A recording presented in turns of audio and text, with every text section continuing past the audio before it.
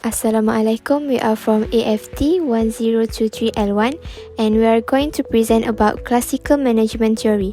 Our group members is NOOR NABILA YASMIN binti Zul, Muhammad AMIRUL bin Sid Nur Hasan, Hemanathan anak lelaki Ramis, ZAHIRAH binti ZAINUDIN and Muhammad Daniel bin NOOR AZMAN. Hi, my name is NOOR NABILA YASMIN binti Zul, number matric A20A1C2A. Today I would like to talk about a general view of classical management theory and three schools of thought.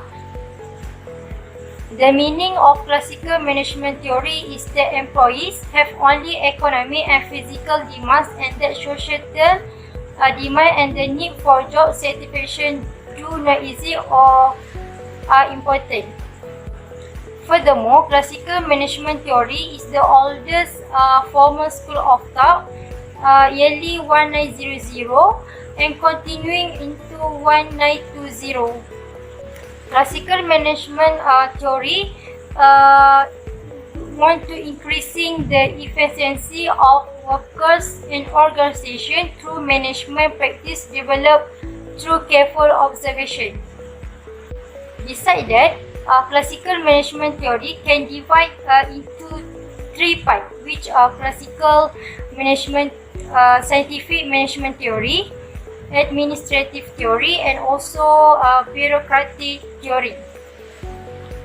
Number one is scientific management theory.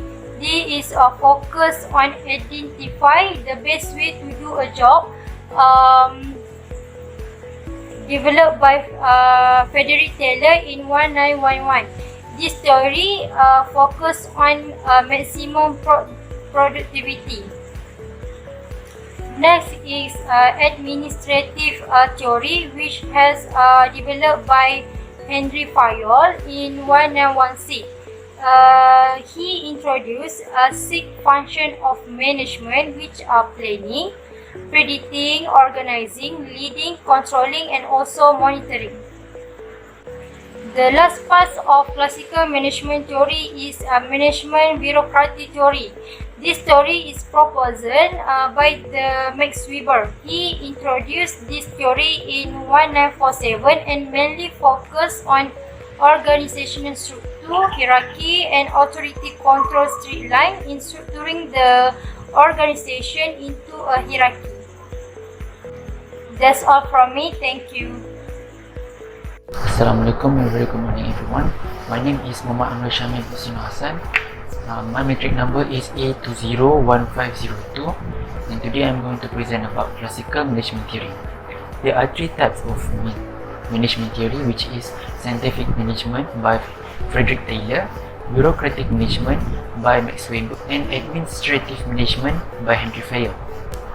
Frederick Taylor claimed that different methods should be used to find the best method. Second one is bureaucratic management by Max Weber. Max Weber claimed that efficient and uniform requirement is the rules are clearly defined and strictly applied to everyone in the organization. And last one is administrative management by Henry Fayol. Henry Fayol claimed that the employees should know where they stand in the organization hierarchy and in the chain of command. That's all from me. Thank you. Good day everyone. My name is Hemanathan Ramis and my matrix number is A20A1363. Today I am going to present about the contribution of classical management theory. Classical management theory helps to create bonds among the managers and workers. We can find the contribution from Max Weber's bureaucracy method. Max Weber is against on favoritism and particularism.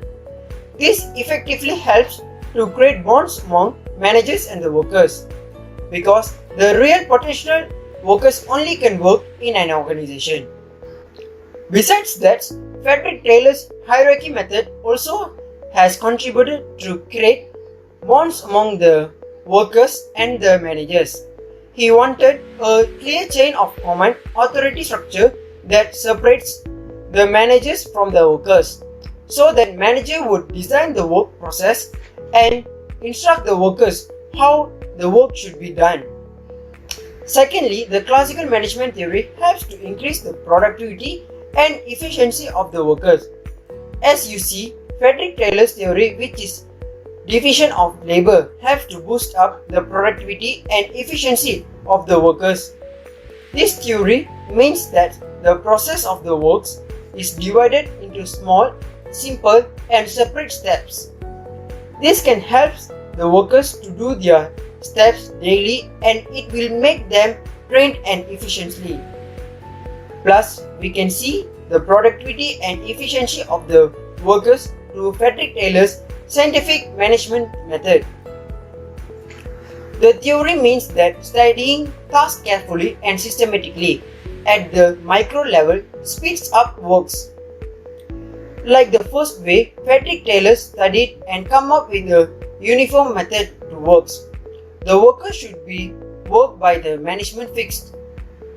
This can help them to increase the productivity of an organization. We can see through Henry Fayol's management function, which is planning, organization, leading, coordination and control. These functions help to increase the managerial of an organization and the efficiency of the workers. Thirdly, classical management theory helps to have a clear structure of an organization.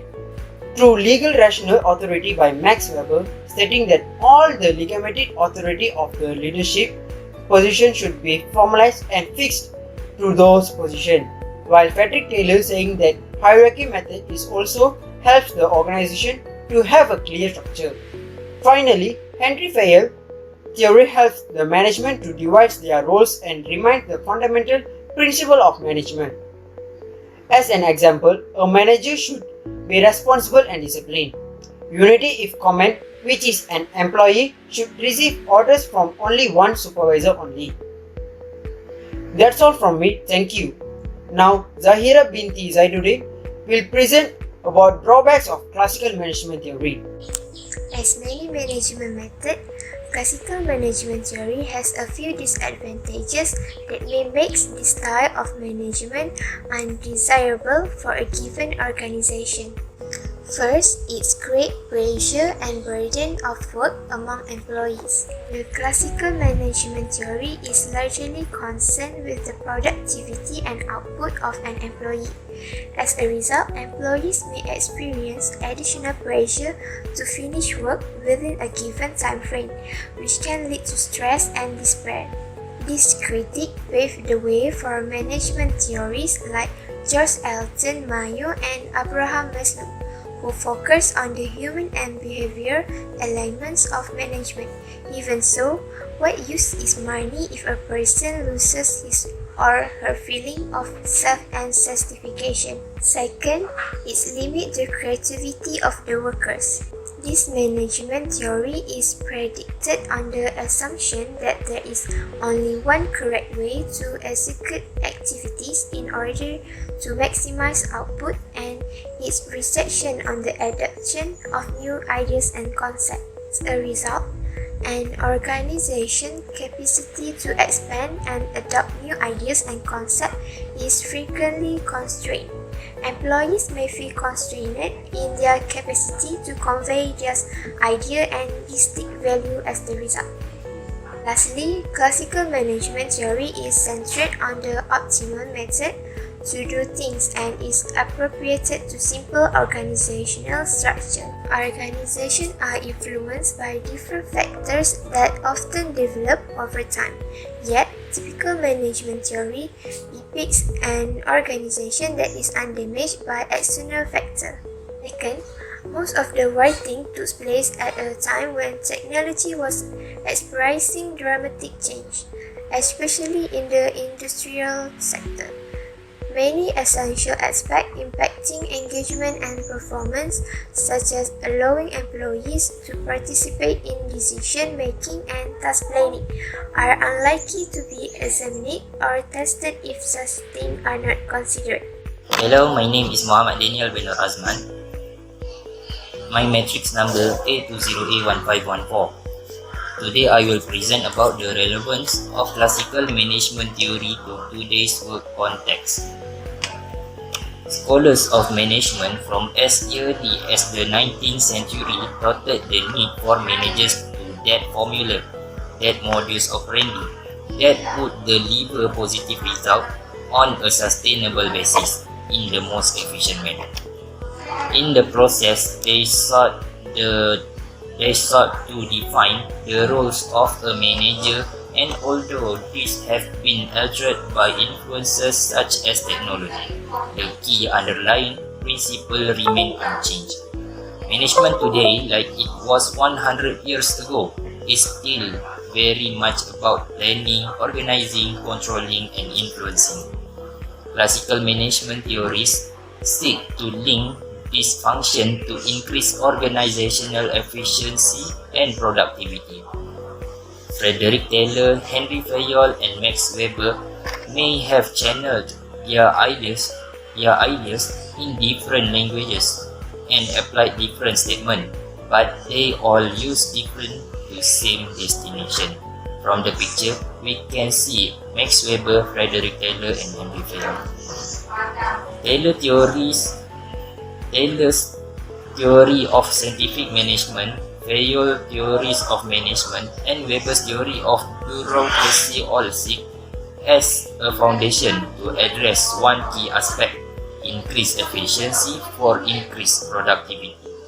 That the goal of management in contemporary organization does not depart any significantly from the views these scholars expose provides the early evidence that classical management theory still has a place in a modern organization, but only to a point.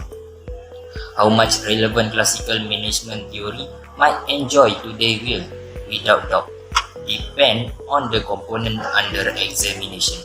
The degree to which Frederick Taylor's scientific management approach applies to management of an organization in the 21st century varies from that to which Henry Fayol's theory of management or Max Weber bureaucratic theory apply. That's all from me.